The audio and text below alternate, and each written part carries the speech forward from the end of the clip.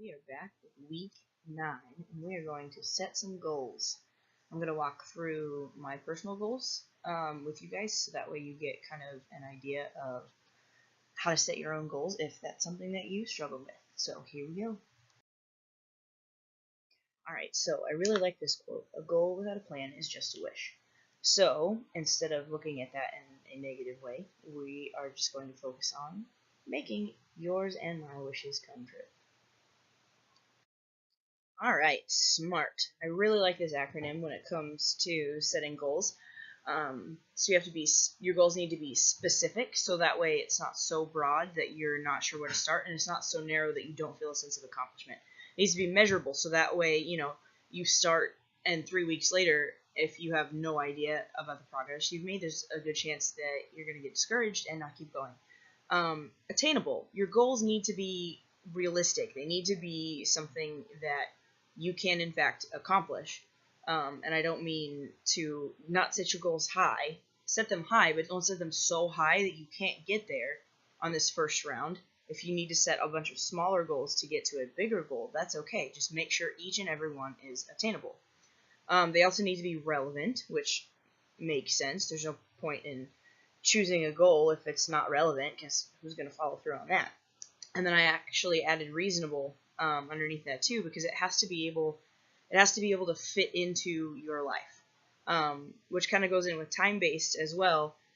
You need to set some sort of a, by this time I need to be at this, or I want to be at this, whatever those variables might be.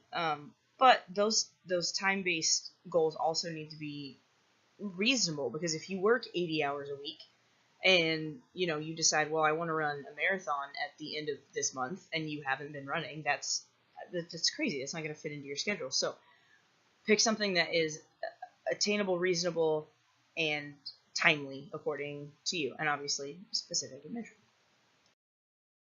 All right, so I touched on this already a little bit.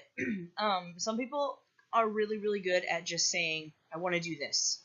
This is my goal, and then doing whatever it takes to get there. Some other people might need to have a couple of short-term goals underneath a long-term goal. So down at the bottom, there's an example. Let's say the long-term goal is to complete a marathon. You don't have to run it. You could walk it. You could walk it. Either way, you want to complete a marathon. So short-term goal number 1 could be to complete a 5K. Number 2 could be a 10K, and then number 3, a half marathon. So depending on your style, I guess, you could pick just a long-term goal, and that's it. You could do 3 short-term goals to get to that long-term goal, and then some people also need mini goals to help them get to their short-term goals. So down at the bottom, again, the example, let's say you need a couple for each one of your short-term goals. So to do the 5K, you could do a couch to 5K plan is, goal number 1, and then goal number 2 would be find a fun 5K that you're interested in and actually sign up for it.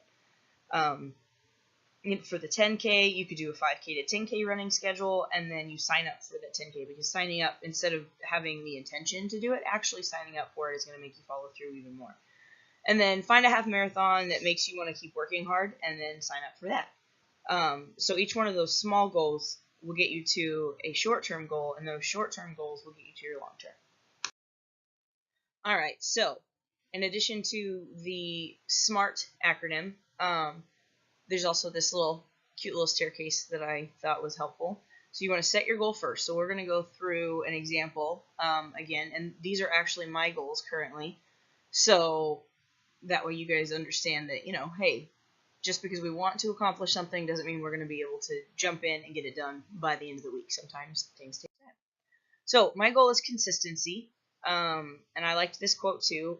It's not perfection, it's simply refusing to give up. So just because I say, well, I want to run a 5K, just as to go back to our first example, that doesn't mean that, the first 5K that I do, let's say I have to walk 15 minutes of it, but I still finish. That's still an accomplishment. So just don't give up. If you feel like that 5K wasn't good enough to move on to a 10K, do another 5K until you feel comfortable, and just keep improving your time and decreasing the amount that you walk. Or if you just want to walk the whole thing and get a better time each time you do it until you get to a certain time, and then sign up for the 10K, that's okay too. So, picking a goal of consistency, it's measurable because, you know, you could just simply keep track of, all right, how many days this week did I do what I set out to do? It's attainable because anybody can be consistent. You just have to set a realistic goal for yourself.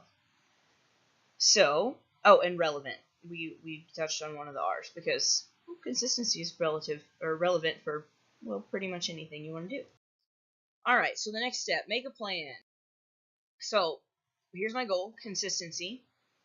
Here's my plan, 6 out of 7 days active, Sunday rest. And when I say activity, I have it broken down into even smaller, more detailed areas for each day. So 4 times cardio, 3 times strength, 3 times yoga, and here's the days listed underneath it. All right, so adding, giving more specific titles and more definitive miniature goals to the big goal makes it specific. All right, so now we've done the S, M, A, and one of the R's, so we have reasonable and time-based left, which are super easy. All right, here we go. So when I was creating my workout plan, I wrote down what I wanted to do. Like if this were an ideal world, I didn't have to worry about time. I didn't have to worry about, 19 credit hours at school or anything insane like that. This is what I would do. So I wrote down my ideal workout. And then I totaled up how long that would be every week. That's 10 to 13 hours a week.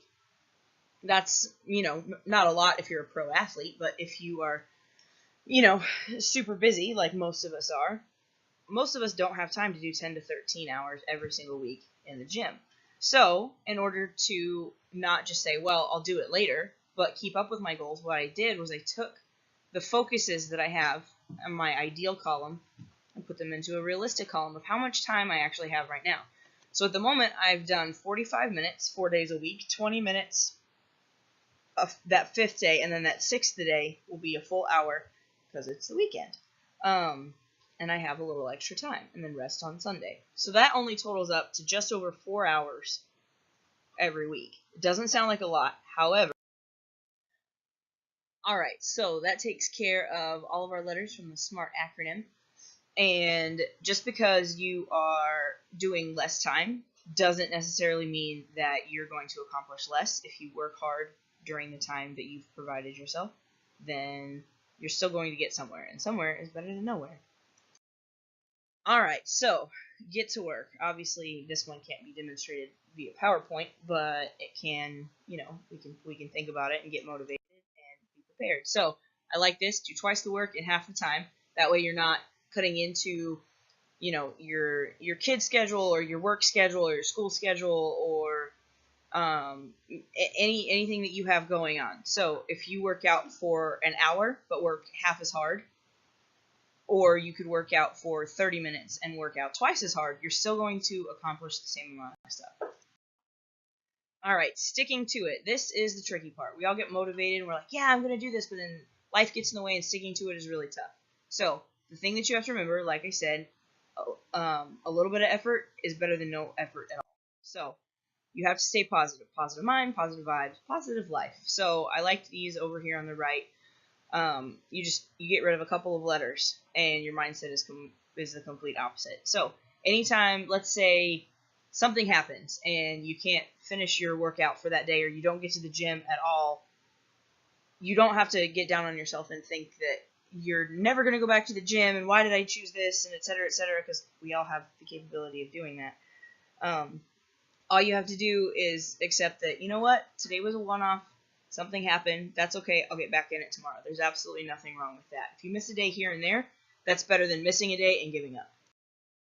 So, reaching your goal. Woo! Stars, because it's exciting.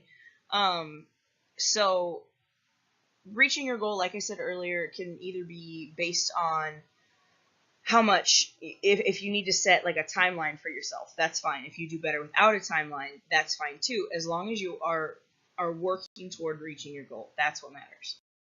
So, people with goals succeed because they know where they're going. I also like this quote. Lots of quotes in this one. Because if you know where you're going, of course you're going to put in the effort to get there. So, with that being said, Good luck on setting your goals. Stay happy, stay positive, stay healthy, and good luck, everyone.